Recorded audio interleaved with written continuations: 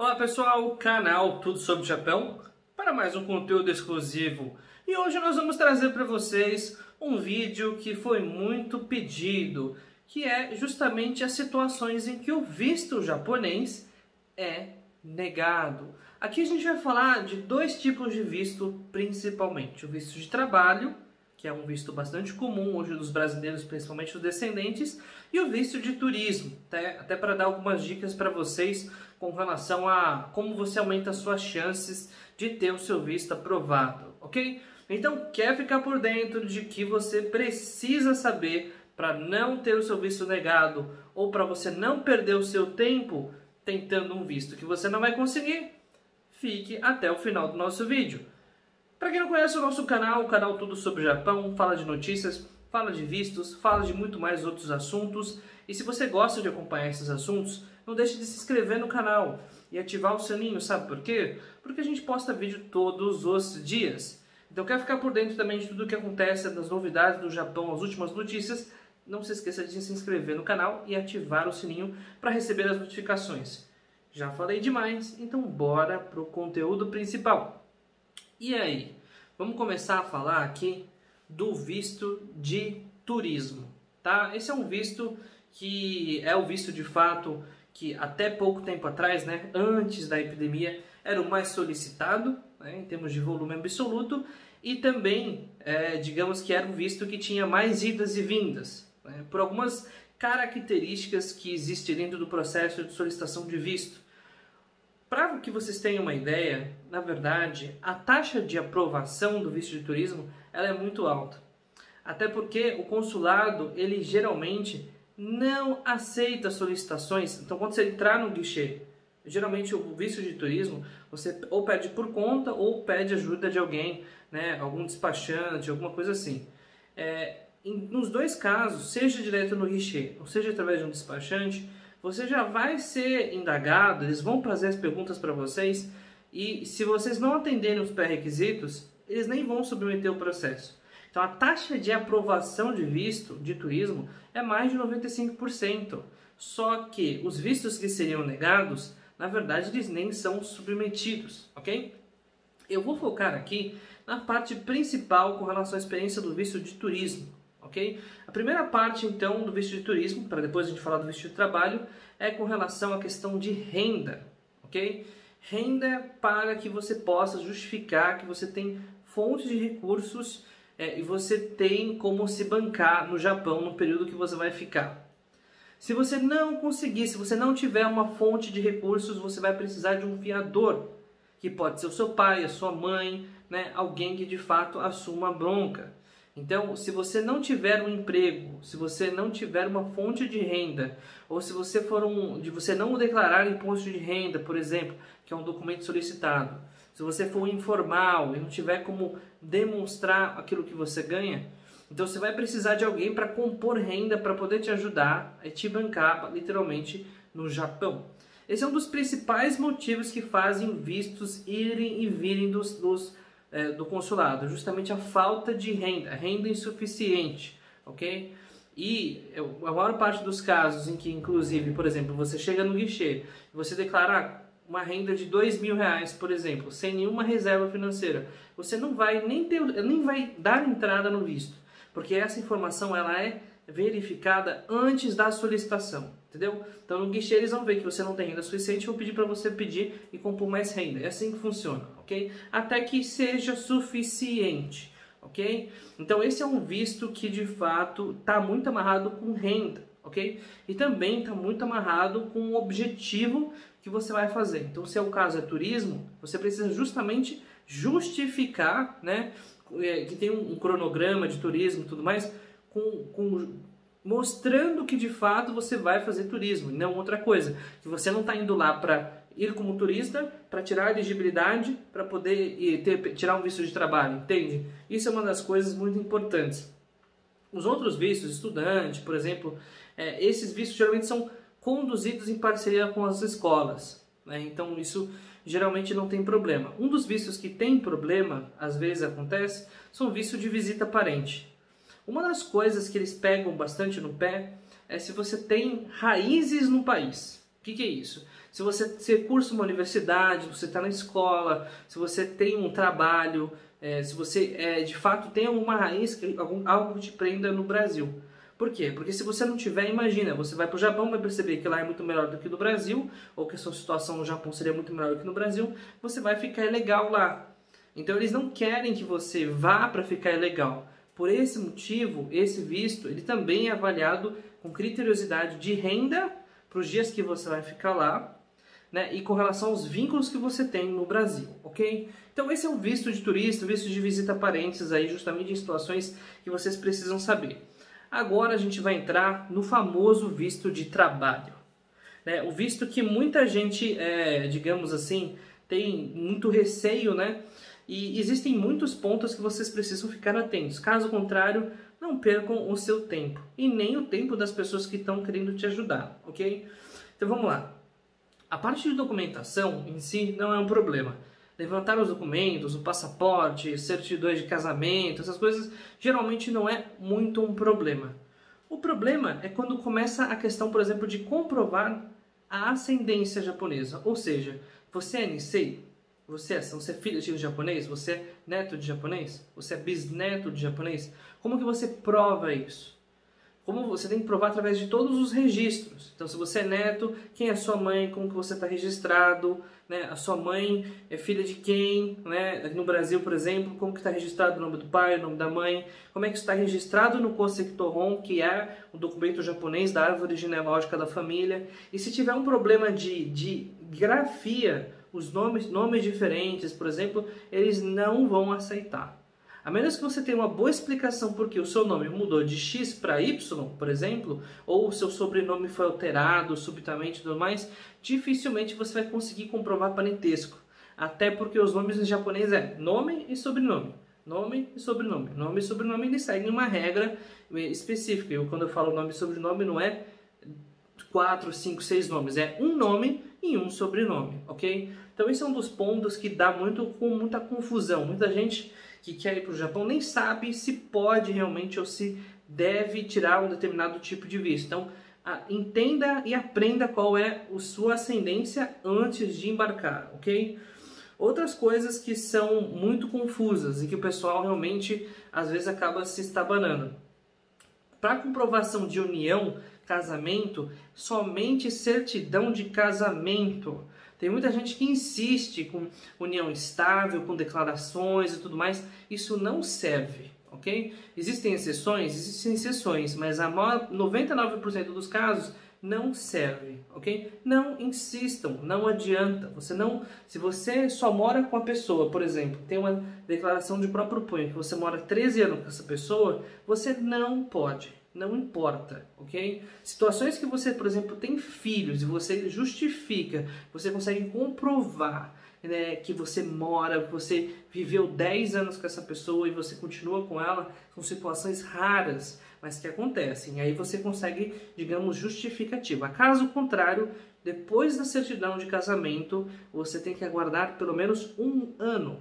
Não insista, ok? De fato, é 1 ano o período padrão e 6 meses em alguns casos específicos que precisam ser analisados individualmente, ok? Então, não sejam teimosos. Se você não foi casado, no papel mesmo, no registro, e você quer ir para o Japão com seu cônjuge, não dá. Vai ter que esperar e não tem o que fazer. Não perca o seu tempo e vai lá, aproveita e já registra. Caso contrário, não adianta nada, ok?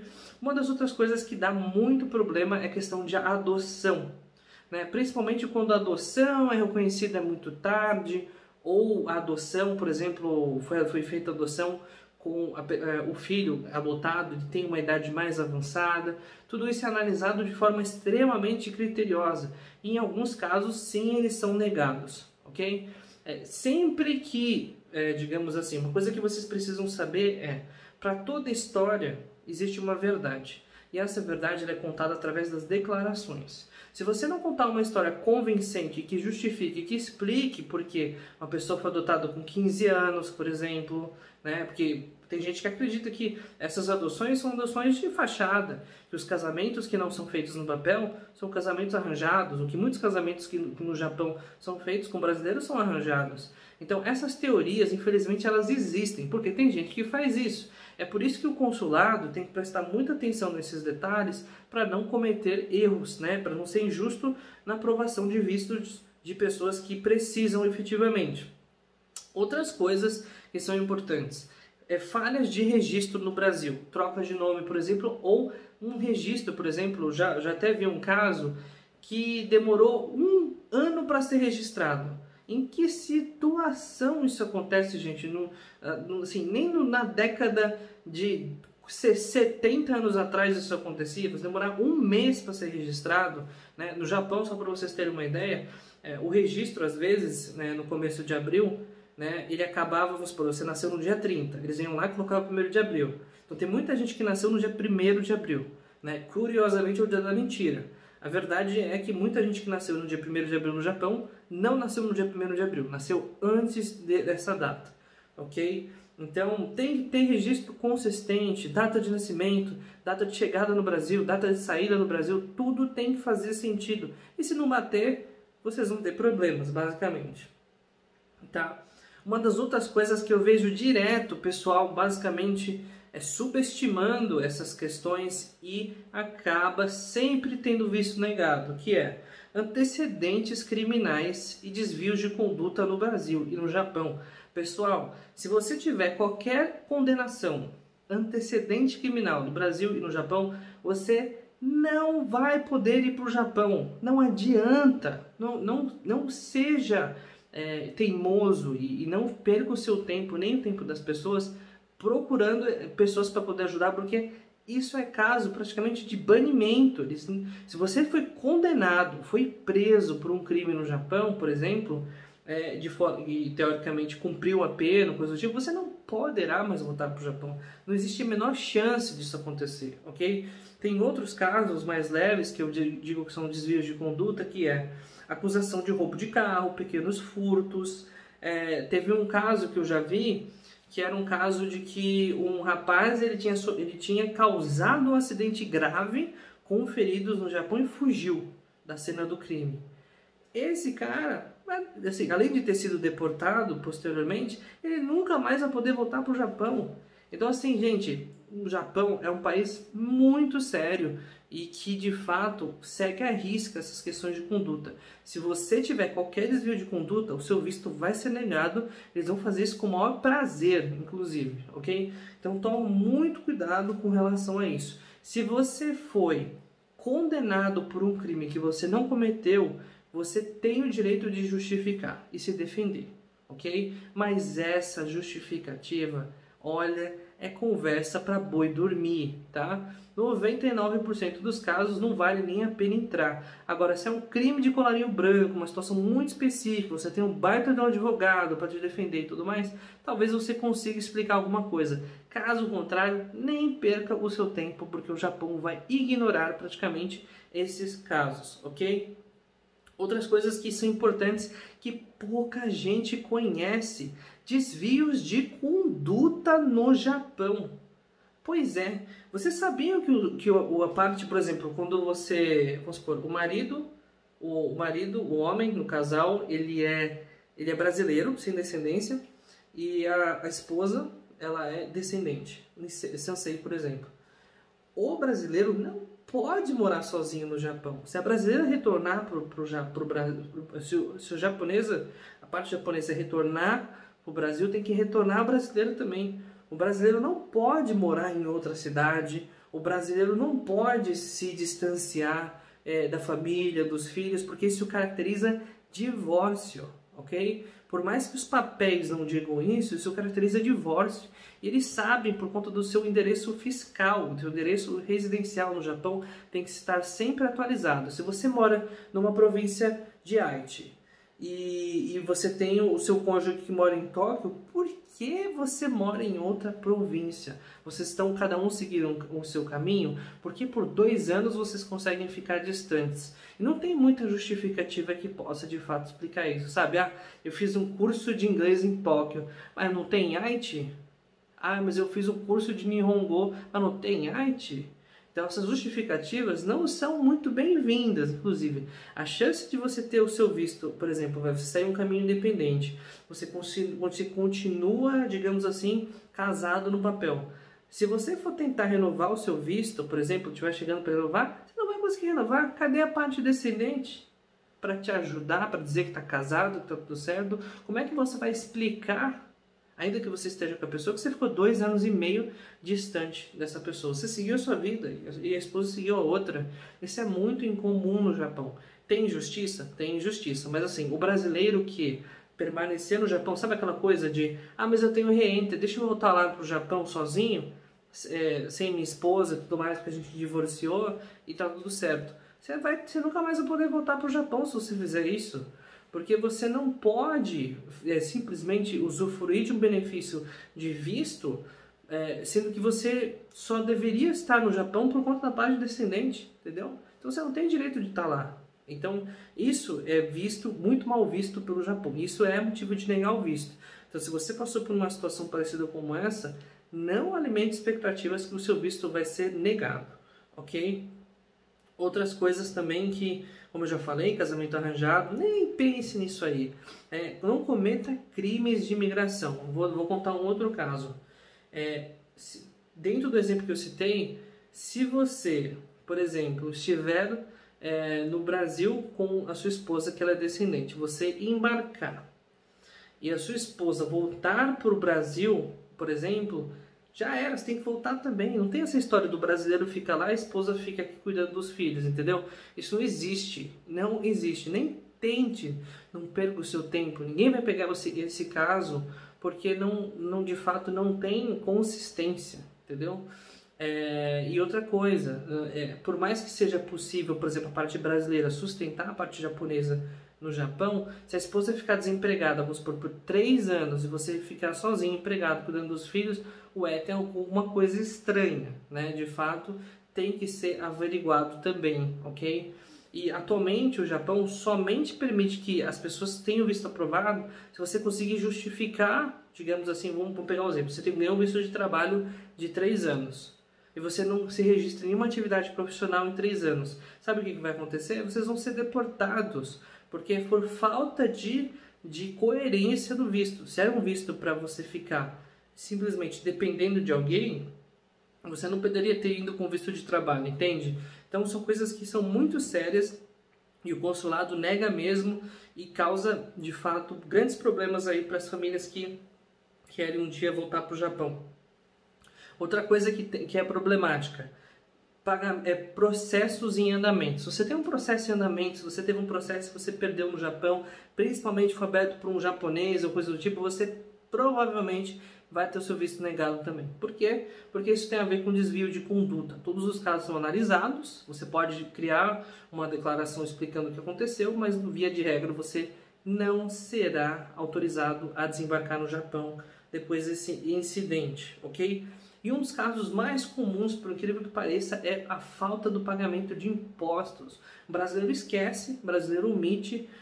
Assim, até pouco tempo atrás o Shakai Hoken, que é obrigatório hoje em folha de pagamento, que é o seguro obrigatório, uma série de coisas, as pessoas deixavam de pagar, né? Deixavam de contribuir para a aposentadoria, porque, sei lá, queriam ganhar um pouco mais. Isso acabou, gente. E sonegação de imposto é crime, e dos crimes mais severos. E se você estiver devendo algum montante significativo, digamos assim, um salário, uma coisa assim, você nem esquece. Você não vai poder desembarcar no Japão, você vai ter o seu visto negado até que você quite essas dívidas com os órgãos do Japão. Principalmente os públicos, ok? Os privados já é um pouco mais leve, digamos assim, tá?